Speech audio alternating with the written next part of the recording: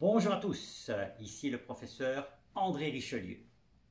Les Jeux Olympiques de Beijing 2022 devaient marquer la consécration de la Chine comme première puissance mondiale. La pandémie de Covid-19 change quelque peu la donne, mais pas autant qu'on pourrait ou qu'on voudrait bien le croire.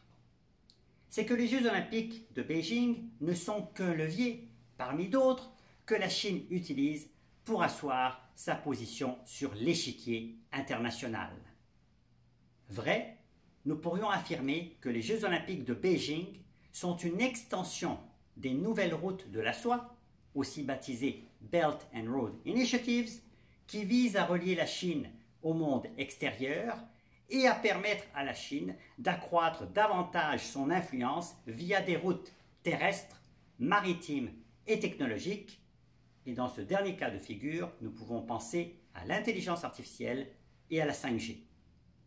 Saviez-vous que depuis 2013, la Chine aurait investi plus de 1000 milliards de dollars américains dans les nouvelles routes de la soie à des fins économiques, commerciales et diplomatiques? Comme le disait si bien Henry Kissinger, la Chine a toujours plusieurs coups d'avance sur nous et il est très difficile de savoir ce qui se passe dans l'empire du milieu.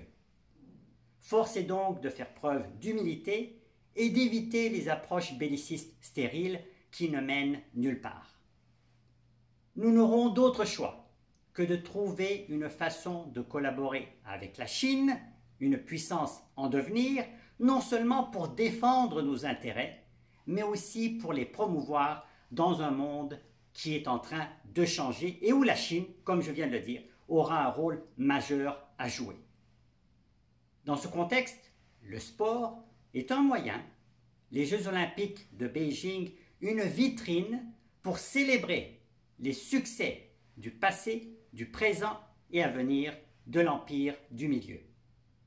La façon dont nous allons réagir et comment nous allons nous adapter va grandement influencer l'avenir des relations entre l'Occident et la Chine, ainsi que nos collaborations dans les années et les décennies à venir. C'était le professeur André Richelieu, édition spéciale des nouvelles du Sportainment Beijing 2022. Merci de votre écoute et je vous dis à très bientôt.